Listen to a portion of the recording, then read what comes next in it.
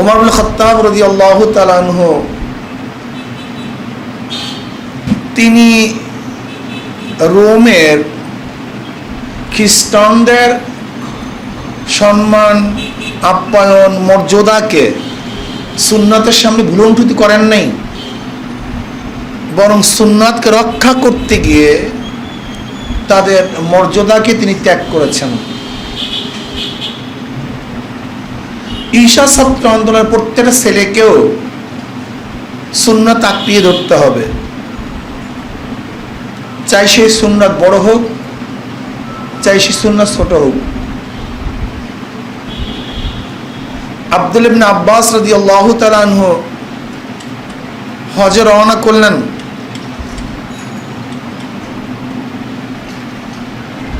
মদিনার থেকে বের হইছেন, এক গলির মধ্যে ঢুকছেন, বসছেন, উঠে আসছেন, কিন্তু কোনো হাজার সারেন নাই।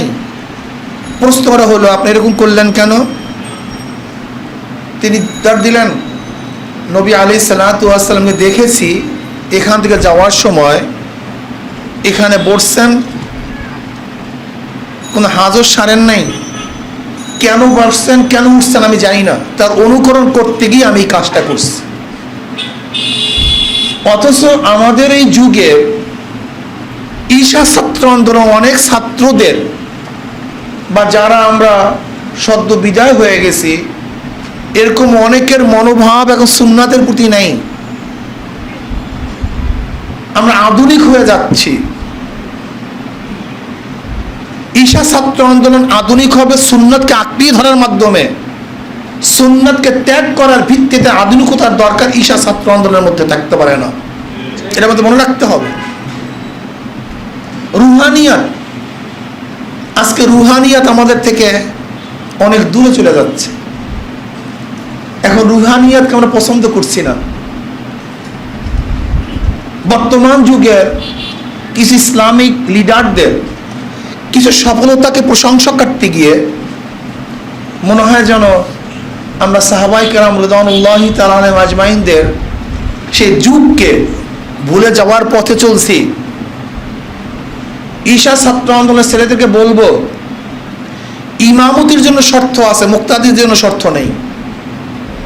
নেতাদের জন্য শর্ত আছে, অনুসারীদের জন্য শর্ত নেই। তোমরা নেতৃত্ব প্রদান করবে, কাজে তোমাদের জন্য শর্ত আছে। ঈশা ছাত্র আন্দোলনের সদস্য হওয়ার জন্য, সমর্থক হওয়ার জন্য কিন্তু শর্ত নেই। আমি কি ইঙ্গিত দিতে চাচ্ছি নিশ্চয়ই তোমরা বুঝতে পারছো। ইমামতির জন্য শর্ত আছে, তোমরা নেতৃত্ব প্রদান করবা, তোমাদের জন্য শর্ত আছে। কিন্তু একজন ছাত্র ইসলামী শাসন আন্দোলন সমর্থন করবে, আমি তাকে বলবো টুপি রাখো, দাড়ি রাখো, লম্বা জামা গায়ে দাও, সুন্নাত অনুযায়ী চলো, এইটা করো সেইটা করো। সে নতুন ভর্তি হয়েছে, তার মধ্যে পুরো সুন্নাত নাই থাকতে পারে, কিন্তু আমরা তো তাকে দূরে সরিয়ে দেব না, কাফেলার মধ্যে রাখবো, কিন্তু স্টিয়ারিং তার কাছে দেব না।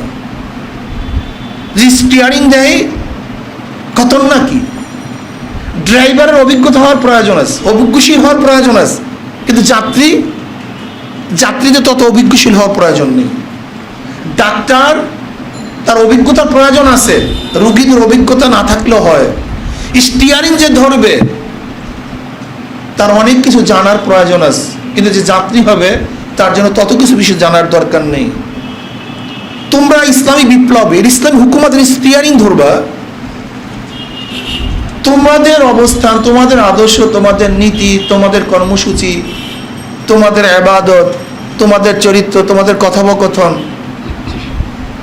এবং সাধারণ যারা তোমাদের অনুসারী হবে, সমর্থক হবে, তারা কি একই মানের হবে? তোমরা এখানে যারা আসছো সবাই দায়িত্বশীল।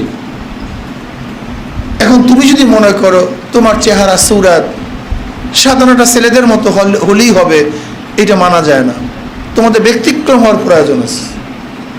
বর্তমানে আমরা কি দেখছি, বিশ্বের বিভিন্ন মুসলিম নেতারা কিছু ভালো কাজ করার কারণে আমরা তাদেরকে ইমাম বানায় ফেলাইছি, অমুক ইমাম হয়ে গেছে, কিছু ভালো কাজ করার কারণে। কিছু ভালো কাজ করার কারণে সে প্রশংসা পাওয়ার যোগ্যতা রাখে, কিন্তু সে মুক্তাদা হওয়ার যোগ্যতা রাখে না।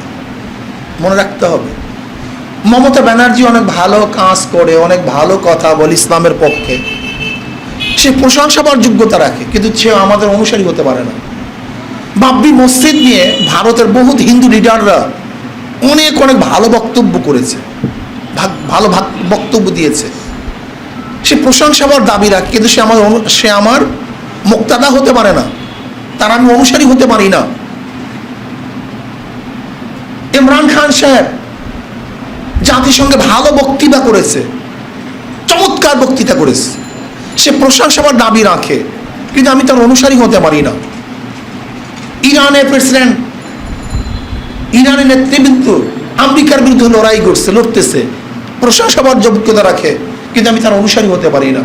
সাদ্দাম হোসেন সাহেব আমেরিকার বিরুদ্ধে লড়াই করে জীবন দিয়েছে, প্রশংসা পাওয়ার দাবি রাখে, কিন্তু আমি তার অনুসারী হতে পারি না। নিউজিল্যান্ডের প্রেসিডেন্ট, সে ইসলামের পক্ষে অনেক কাজ করেছে, নামাজকে উন্মুক্ত করে দিয়েছে, সে সংসদে কোরআন তেলাওয়াতের ব্যবস্থা করেছে, সে প্রশংসা পাওয়ার দাবি রাখে, কিন্তু আমি তার অনুসারী হতে পারি না। এরদোগান সাহেব খুব ভালো ভালো কাজ করতেছে, প্রশংসা পাওয়ার দাবি রাখে, কিন্তু আমি তার পূর্ণ অনুসারী হতে পারি না। কিন্তু আমি অনুসারী হব জনাবে মুহাম্মদ রাসূলুল্লাহ সাল্লাল্লাহু আলাইহি ওয়াসাল্লাম এবং সাহাবাদের। কিন্তু আমরা কি করি? আমরা কার প্রশংসা করতে গিয়ে আমি তার অনুসারী হয়ে যাই, ইমাম বানায় দেই। যে আমাদের মনে রাখতে হবে, প্রশংসা পাওয়ার ব্যবস্থা এক ধরনের হয়, অনুসারী হওয়ার ব্যবস্থা ভিন্ন ধরনের হয়। এমনকি আমাদের মধ্যেও এরকম অনেক আসছে যে ক্ষমতায় কিভাবে যাব, তাদের প্ল্যান শুধু ক্ষমতায় যাওয়া। যদি ক্ষমতায় যাওয়াই শুধু মুখ্য উদ্দেশ্য হয়, তা হাজ্জাজ বিন ইউসুফ তো ক্ষমতার অধিকারী ছিলেন, তার প্রশংসা করেন না কেন? মুতাসিম বিল্লাহ, মুতাদ বিল্লাহ, এরাও তো ভালো ক্ষমতায় গেছিলেন, তার প্রশংসা করেন না কেন? বাদশাহ আকবরও তো ক্ষমতায় ছিলেন, তার প্রশংসা করেন না কেন? জাহাঙ্গীরও তো ক্ষমতায় ছিলেন, তার প্রশংসা করেন না কেন? ইসলামী আন্দোলন তো নিছক শুধু ক্ষমতা চায় না, ইসলাম ভিত্তিক ক্ষমতা চায়। নিছক যদি ক্ষমতা চায় তাহলে তো আওয়ামী লীগ ক্ষমতায় আছে, বিএনপিও ক্ষমতায় আছে, জাতীয় পার্টি ক্ষমতায় ছিল। নিছক শুধু ক্ষমতা চান না ইসলামকে ক্ষমতায় নিতে চান? এইটাই তো আমাদের পার্থক্য। আমাদের মধ্যে পার্থক্য তো এখানে মূল জায়গায়। আমরা ইসলামকে ক্ষমতায় নিতে চাই, আমি ক্ষমতায় যেতে চাই না। আমি ক্ষমতায় যাওয়া এক জিনিস, ইসলামকে ক্ষমতায় নেওয়া ভিন্ন জিনিস। এর জন্যই তো ইসলামী আন্দোলন বাংলাদেশ অনেক কিছুই পারে না, ইসলামের নামে যারা দল করে তারা অনেক কিছু পারে। এই শুধু এই মূল পার্থক্যের কারণে, এখানেই পার্থক্য আমাদের। আমরা ইসলামকে ক্ষমতায় নিতে চাই বিধায়ী হুট করে আওয়ামী লীগের সাথে মিলতে পারি না। ইসলামকে ক্ষমতা নিতে চাই বিধায় হুট করে বিএনপির সাথে মিলতে পারি না। ইসলামকে ক্ষমতায় নিতে চাই বিধায়ী হুট করে দলকে পরিবর্তন করে নিজে চেয়ারম্যান হতে পারি না, দলকে ভাঙতে পারি না, এইটা করতে পারি না, সেইটা করতে পারি না। কেন? আমাদের মূল উদ্দেশ্য, আমি ক্ষমতায় যেতে চাই না, ইসলামকে ক্ষমতায় নিতে চাই। আমি ছাত্র আন্দোলনের বন্ধুদেরকে বলবো, আমাদের শায়খ হোসেন নব্বরুল্লাহ মার্কাতর স্লোগানগুলি মনে রাখতে হবে। তিনি কে বলেছেন? আমি আওয়ামী লীগের দুশ্মন নই, বিএনপির দুশ্মন নই। আজকে যদি আওয়ামী লীগ বিএনপি ইসলাম হুকুমাত কায়েম করে, আমি তাদের গোলাম হয়ে থাকবো। খুব কঠিন স্লোগান এই স্লোগান। তার মানে আমার শত্রু যদি ইসলাম হুকুমাত কায়েম করে, সে আমার বন্ধু। আর আমার বাবা, আমার সন্তান ইসলামের বাইরে যায়, সে আমার দুশ্মন, আমার শত্রু। এই মৌলিক আকীদা বিশ্বাস আপনার মধ্যে রাখতে হবে। আমি মহব্বত করি ইসলামকে, আমি মহব্বত করি দ্বীনকে। এর জন্যই তো নবী নূহ আলাইহিস সালাতু ওয়াস সালাম তার ছেলেকে তার নৌকায় তুলতে পারেন নাই। এই কারণেই নবী ইব্রাহিম আলাইহিস সালাতু ওয়াস সালাম তার বাবার জন্য দোয়া করতে পারেন নাই। এর জন্যই তো সরদার দু আলম আলাইহিস সালাতু ওয়াস সালাম তার চাচার পক্ষে বারবার দোয়া করার কারণে আল্লাহর তরফ থেকে ধমকি খেয়েছেন, খবরদার।